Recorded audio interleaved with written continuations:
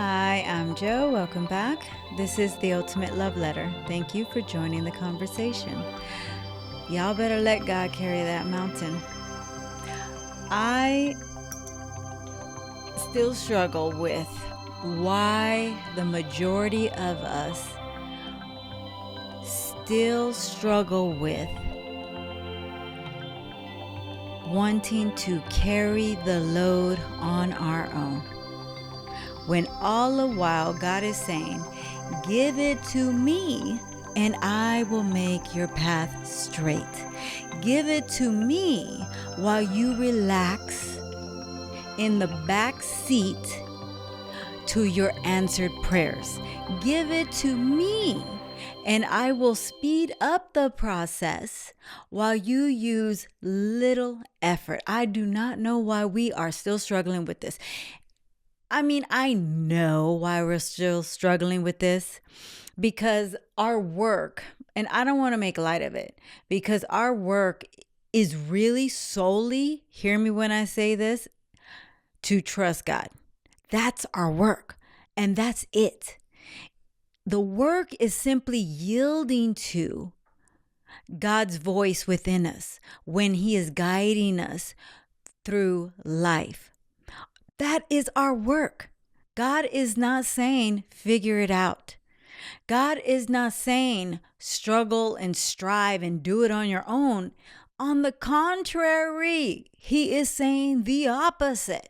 He is saying relax deeply, hear me, yield to my word, and then simply go the direction I am asking you to go.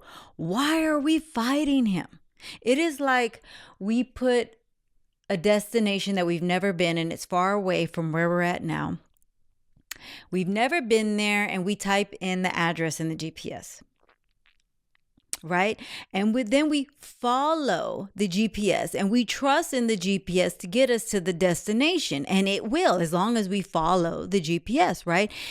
And when we don't follow the GPS, perhaps we miss a turn or an off ramp or whatnot. What does the GPS do? It automatically starts rerouting. Yes, it may take longer to get to the destination. Yes, perhaps now you have to go through traffic and roadblocks to get back on course. Yes, you might become a little frustrated, but at the end, as long as you get back on course that the GPS is guiding you, you're going to arrive at your destination. The same with God. What we do is, when we're not following God, is we get in the car and we're attempting to get to a location that we want to go, but we don't turn the GPS on.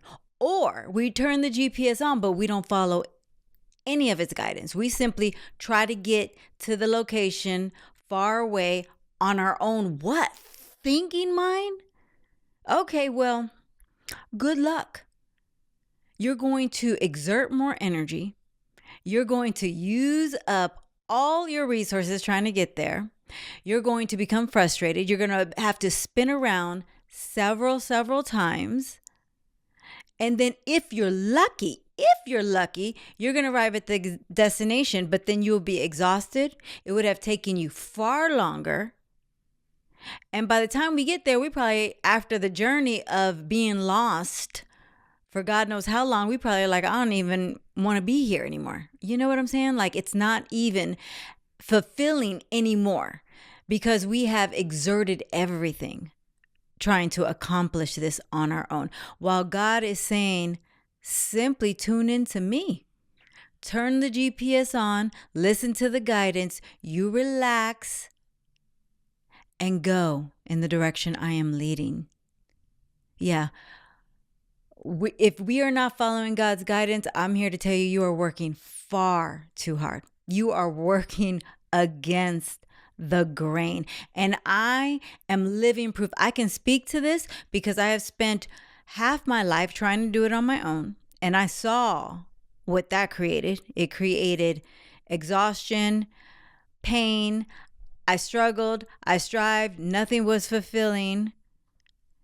I kept running into roadblock after roadblock, because now I recognize the roadblocks is simply what the GPS does. It's simply God trying to turn you around. right? You running into roadblock after roadblock. God is saying this because you're going the wrong way. You're supposed to be turning around. That's the roadblock. It's painful because, again, I'm trying to get you to turn around. You're not going the right way. You are wasting your time. You are wasting your energy. But when we yield to God, what that looks like is you simply wait for inspired action. And the action that God asks us to take is usually feels like playtime. Yes, some of it will be uncomfortable, right? But it's really just uncomfortable because we're stepping into a place where it's unfamiliar, where it's unknown. So that's the discomfort. We've never been here. We've never gone this way. God, I can't see you physical in form.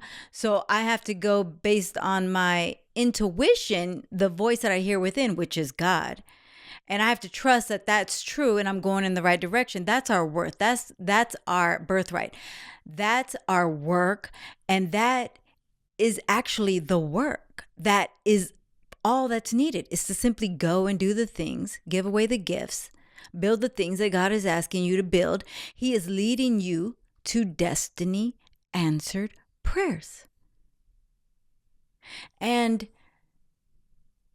the pain and the struggle doesn't need to exist. When we talk about following God, I don't want to make it seem like it's just all light work and it's all roses, although it is, right? It very much is. But within it, God will strip away things. But when you understand what he's doing, what he's really doing is he's moving things that are unnecessary for your journey along the way.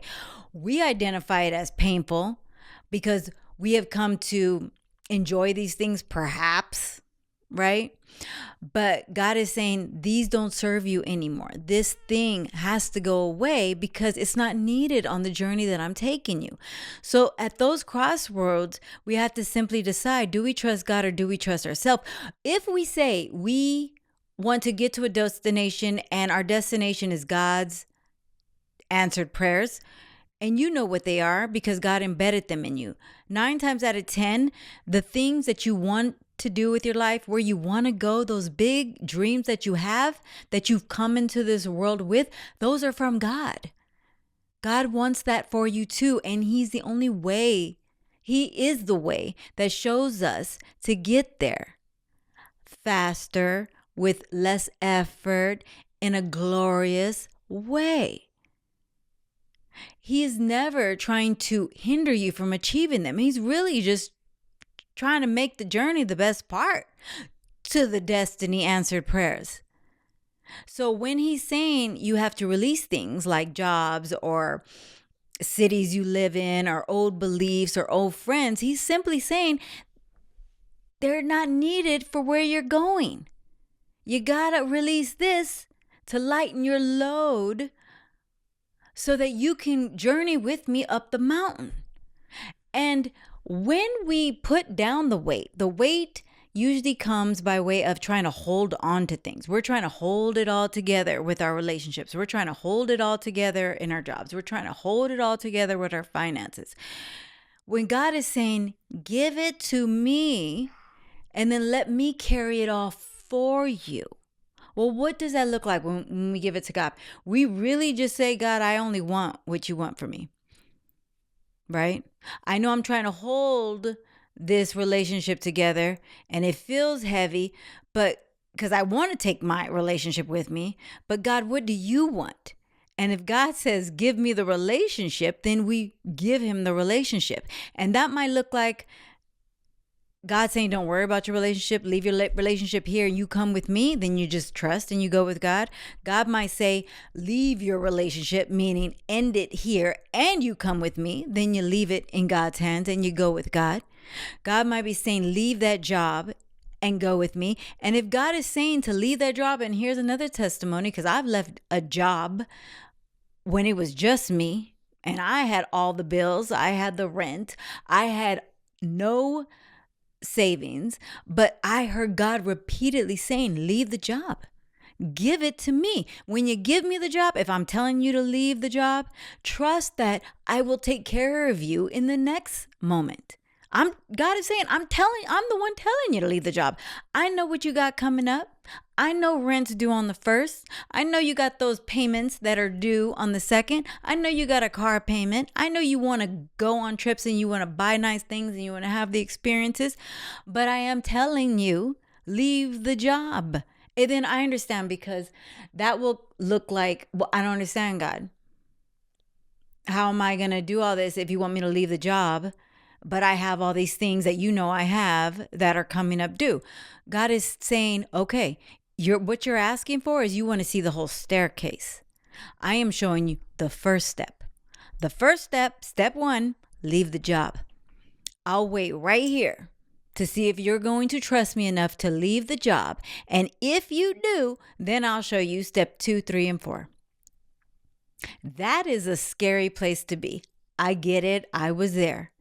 But I'm also here to tell you it is miraculous how he will open up step 2, 3, and 4 once you take those giant leaps that you're afraid to take. Once you take those leaps that society says you shouldn't be taking unless you have a plan, then you will end up doing what most of society does. You'll never move.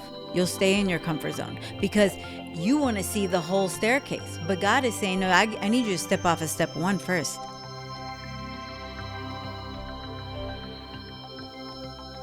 You need to take a leap, a jump, a leap of faith. Get off of step 1, or do step 1 rather.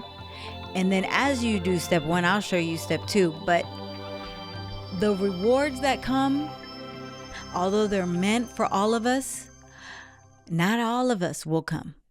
And everybody would achieve this great life. Everybody would achieve their dreams and their destinies and their purposes if they simply listen to God. But the reality is most of us, and I'm here to say about 99% of us, will never, because we're so conditioned to being comfortable. We're so conditioned to not wanting to be in discomfort. And if God is asking you to jump out in faith and leave your job, that's scary. But who do you trust more? God is never leading you in a place that is going to harm you. Understand, He is a loving, gentle God. He wants only the best for you. He wants the dreams that you've come into this world with. He wants to bring those to fruition. And your step 1 is what's showing. If He's telling you your step 1 is you got to quit your 9 to 5, if that's what He's telling you, then that's your destiny. You got to quit it, because nothing else will change. You will never see step 2, 3, and 4. And in turn, you will never see the dreams that you hold in your imagination if you are unwilling to step out in that step 1. I know it's paralyzing, but I am a living testimony. When we jump where God says jump, He catches us. And often immediately, especially if it's your step 1. And I'm going to tell you why I feel He catches you immediately, especially when it's that big leap of faith, because He knows if He lets you drown, you're never going to trust Him again. Right? This is your first leap of faith. If you jump and quit your job when you have no savings, nobody at home, and you have all these bills paid, think about the big leap of faith if God is asking you to do that. He will never let anything happen to you. He understands that if He was to even let you remotely look like you were about to hit the ground, you would never trust Him again. He don't want that for you, because it's your step 1. This is like what it's called to be like a baby believer. Like, right? He wants to strengthen your faith. He doesn't want to scare you where you never trust Him again. Step 1, He gonna catch you right away. I'm here to also tell you the truth, and this is just facts. Once you get to about, let's say, step 20, 25, 30, those higher levels, you've seen what God can do. You begin to trust Him more. You begin to relax a little. You begin to really say, God, you got me. I can get a little more confident. I can get more quote unquote reckless, not, and it's never reckless, but I can be a little more daring. I can take a little more risk, God, because I hear you and I trust you. At that point, when you get to those higher levels, the risks will be bigger for sure. I mean, bigger, I don't know about, yeah, they get bigger. And he may let you sit in those risks a little longer because you're no longer a baby believer. You see what he does, what he can do, what he will do. So what he does is then he'll stretch you a little bit more.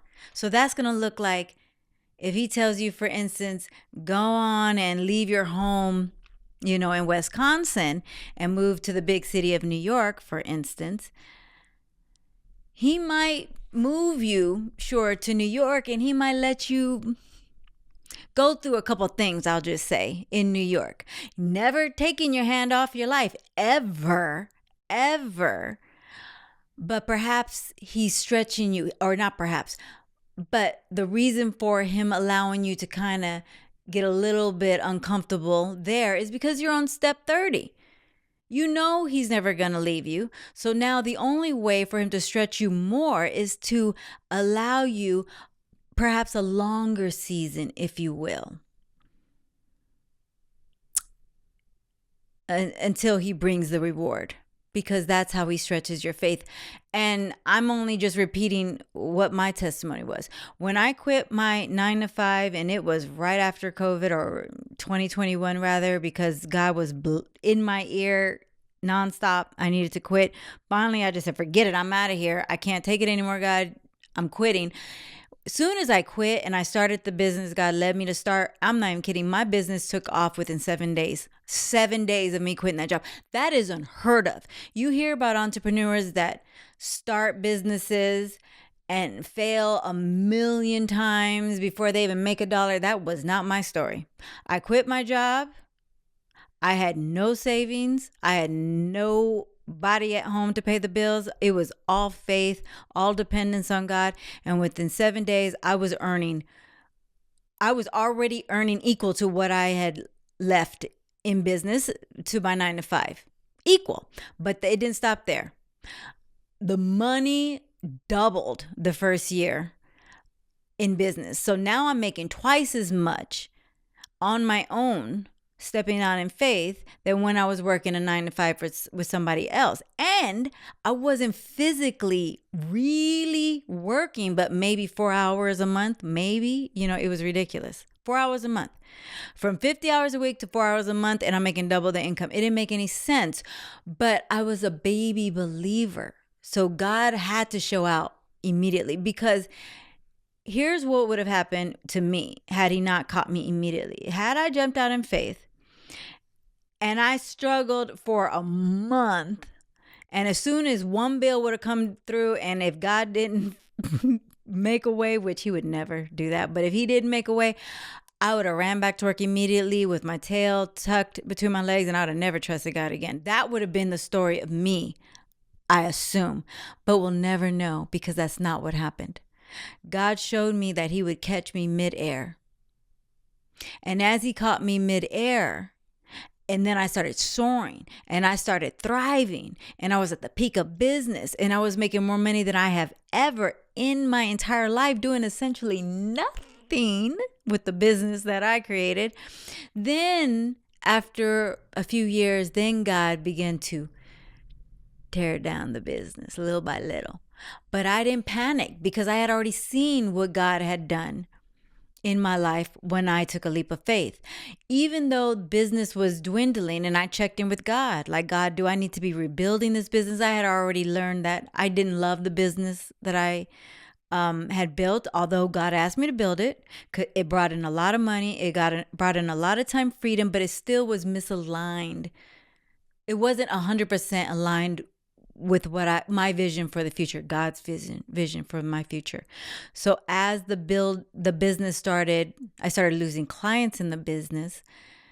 I tapped in with God. I knew what to do at that point. I just checked with God. God, where do I go from here? Do I need to go out and get more business? And God absolutely said this: do not follow up. do not. He was essentially saying, let me tear this down. As I'm tearing down this business, I'm going to build up a new aligned business, and you're going to watch this. You're going to watch your finances take a deep dive in the opposite direction, but your lifestyle isn't going to skip a beat. It's going to continue to ascend. And that's what he did. Like, how does he recede the finances, but my lifestyle completely continues to go up? That's the magic of God. That's when you're in the flow. I didn't run to a 9 to 5 as my finances were going down. Why? Because I had already seen the miracles that God does when we trust. So as he told me to just hold steady, keep doing what you're doing, stay here.